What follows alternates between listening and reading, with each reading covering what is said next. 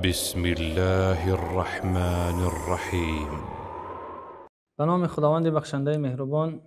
اما بعد، السلام علیکم و رحمت الله و برکاته. بینندگان عزیز و گرامی قدر، ان شاء الله موضوع امروزه ما در باره یکی از صحابگان گرامی قدر، صحابه سخاوتمند حضرت عبدالرحمن ابن عوف است و فضیلت و مقام و منزلت این صحابه با یکی من و شما معلوم است.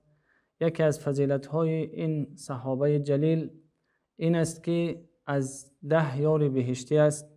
نفری هست که پیامبر رحمت در این عالم، در این دنیا به او بشارت بر جنت دادن. و فضیلت دیگری که این صحابه ارجمند به خود دارد این است که از 8 نفر است که اول شده و پیامبر رحمت ایمان آوردند، به اسلام عزیز مشرف گشتند و بعد از ایمان آوردن حضرت ابوبکر، بعد از 2 روز ایمان آوردن حضرت ابوبکر، حضرت عبدالرحمن مشرف به اسلام گشتند.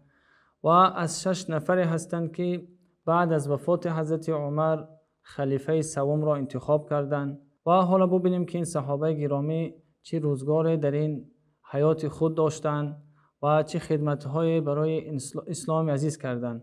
عبدالرحمن ابن عوف بمانند دیگر صحابگان گرامی قدر روزهای سخت را دیدند.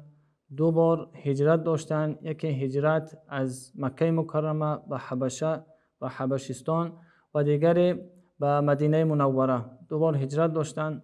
وقتی که پیامبر رحمت به مدینه آمدند، بین مهاجرین، کسانی که از مکه هجرت کرده بودند، و بین اهل مدینه، مردم انصار، برادری را برپا کردند و هر یک نفر از مهاجرین را وابسته کردند به مردم مدینه تا آنها را دستگیری کرده باشند. و حضرت عبدالرحمن ابن عوف را با یکی از صحابگانی که در مدینه بودند، سعد ابن ربیع انصاری، با اون آشنا کردند، برادر کردند و گفتند این عبدالرحمن را دستگیری کند. و وقتی که به خانه سعد رفتند، سعد بر عبدالرحمن گفت که من یکی از ثروتمندترین اهل مدینه هستم، 2 بستان دارم و 2 همسر دارم. یکی از بستان ها را انتخاب که برای تو هدیه میکنم و اگر خواهی یکی از همسران را طلاق میدهم، تو با تو میدهم. اما حضرت عبدالرحمن این را رد کردند رضی الله عنه و گفتند که تنها من از شما میخواهم که دلنی علی سوق، تنها من راه بازار را نشان بدهید و تا اینکه من تجارت را شروع کنم. و این سعد ابن ربیع او را به بازار راهنمایی میکنند و حضرت عبدالرحمن ابن عوف شروع میکند به تجارت و در یک مدت کوتاه خداوند او را موفق میکند تا تجارتش بزرگ شود. وقتی نزد پیامبر رحمت می آیند، پیامبر رحمت در حق عبدالرحمن ابن عوف دعا میکند، میگوید که بارک الله فی مالک، خداوند بارک الله لك فی مالک، خداوند در مال تو برکت عطا بفرماید. و این دعای پیامبر رحمت مستجاب میگردد و حضرت عبدالرحمن ابن عوف یکی از ثروتمندترین های زمان خود میگردد. بر اصطلاح امروزه گوییم میلیونر زمان خود میگردد. و ببینیم که با این قدر ثروتی که خداوند بر او عطا کرد، آیا عبدالرحمن ابن عوف خود را گم کرد؟ آیا دنیا او را توانست که از خود کند؟ ببینیم که اسلام عزیز، یک مسلمان می تواند که هم ثروتمند باشد و می تواند که در برابر ثروتمندی خود خدمتی بر اسلام کند. و حالا ببینیم که حیات این صحابه بزرگ چگونه بود. وقتی که پیامبر رحمت یکی از لشکرها را تیار می کند برای غزوه کردن، خیلی روزهای سخت بود میگوید و لشکر نیازمندی به مال داشت، نیازمند به کمک داشت و میگوید که هر نفر چیزی که دارد برای این لشکر بیارد تا آماده نبرد شوند. و هر نفر خانه خود میرود چیزی میارد و حضرت عبدالرحمن ابن عوف به خانه خود میرود. در خانه خود 4000 درهم یا دینار پیدا میکند که از این مال نصف او را 2000 اون را میارد نزد پیامبر خدا و میگوید که رسول الله این را من هدیه میکنم برای شما تا اینکه استفاده کنند در این لشکر. و وقتی پرسیده میشود که در خانه چیزی را باقی گذاشتی، میگوید یا رسول الله من 4000 درهم داشتم، نصف او را اینجا آوردم و نصف او را در خانه گذاشتم. پیامبر رحمت دعا میکنند که بارک الله لك فيما اعطيت و بارک الله لك فيما امسكت، خداوند برکت بدهد به آن مالی که به ما آوردی اینجا هدیه کردی و برکت بدهد به مالی که در خانه خود گذاشتی. و این دعای دوم پیامبر بود که در حق حضرت عبدالرحمن ابن عوف و تجارت او مال او خیلی زیاد گشته بود. در برابر ثروتمند بودن خود حضرت عبدالرحمن در جنگ ها در غزوه ها با پیامبر خدا صلی الله علیه و سلم شرکت میکردند. در غزوه بدر شرکت کردند، یکی از دشمنان خدا را به قتل رسانیدند. و در غزوه احد شرکت کردند، در جایی که بالای مسلمان ها و بالای پیامبر صلی الله علیه و سلم سختی ها آمد. بعضی صحابه ها از پیامبر رحمت دور شده بودند و حضرت عبدالرحمن ابن عوف در این ساعت در پهلوی پیامبر رحمت صلی الله علیه و سلم قرار گرفت، حتی که بعد از تمام شدن این نبرد در بدن حضرت عبدالرحمن 20 و چند جراحت دیده میشد.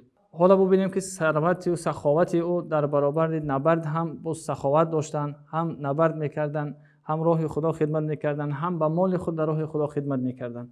وقتی که یکی از جنگ های آخر که جنگ تبوک بود و مسلمان ها عددشان کم بود و مال و سواره مسلمان ها هم کم بود و از مردم رومی ها خیلی زیاد بود، 10 چند بود و پیامبر رحمت بالای اینکه راه مسلمان ها تا آنجا رسیدن دور بود، پیامبر رحمت هر چیز را از اصحاب خود جمع میکرد تا یک لشکری خوبی را آماده کند بر ضد رومی ها.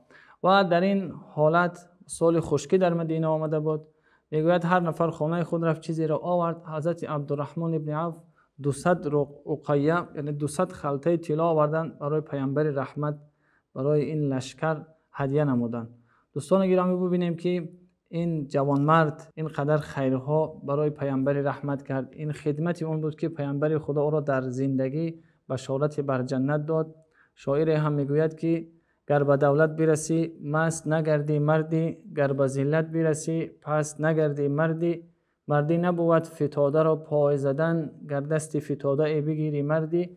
این است جوانمردی که یک انسان اگر در مال در منصب میرسد و در پهلوی این خود را گم نکند، بلکه این مالی که خداوند چند مدتی در دست او گذاشته است برای دین خداوند، برای خلق خدا خدمت کند، صدقه کند و روزهای سختی که بالای مسلمان ها هست، بالای برادران اسلامی هست، این مال خود را صدقه کند.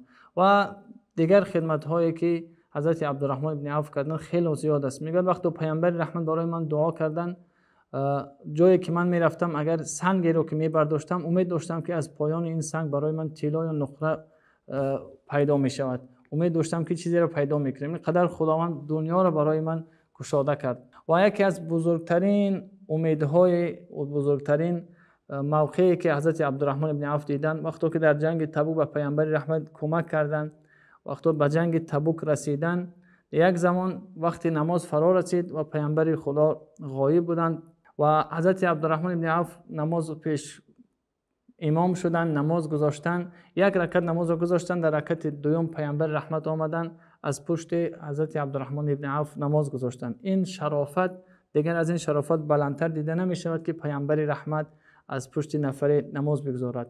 و وقتی که از دنیا گذشتن و این دیگر خوبی و صدقات حضرت عبدالرحمن این بود که بعد از وفات پیامبر رحمت مادران مؤمنین را، امهات المؤمنین را، همگی را صدقه شان، نفقه خاندانشان به عهده گرفته بودند. هر کجایی که میرفتند همراه با آنها میرفت، با آنها خدمت میکرد. و وقتی که حتی زمین خود را فروخت و مال اون را به همسران پیامبر صلی الله علیه و سلم به فقرا تقسیم کرد.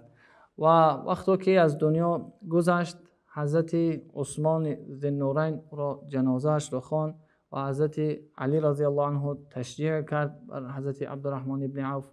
و اینجا میتونیم بگیم که خداوند رحمت کند این جوانمرد ملت را، این جوانمرد امت پیامبر صلی الله علیه و سلم را، این شاگرد پیامبر رحمت را که توانست هم دنیا و هم دین را در این دنیا، هم دنیا را به دست بیارد، هم دین رو آخرت را به دست بیارد. وقتی از دنیا گذشت میگوید چنان مال گذاشته بود که به همگی میتونست که اون مال اون برسد. و فرزندان اون وقتی که میراث اون را تقسیم میکردن، همون نفر تقسیم کننده میگن از دست زیاد مال بودن و هر کجا مال را تقسیم کردن دستانشان آبله شده بود. و خداوند رحمت کنه حضرت عبدالرحمن را و این درس را باید هر یکی ما بیاموزیم و کسانی که یه مقدار هم داشته باشیم اگر از ثروت در راه خداوند دریغ نداریم تا اینکه نام خود را در تاریخ بگذاریم. خداوند نگهبان یکایک من و شما باشد. السلام علیکم و رحمت الله.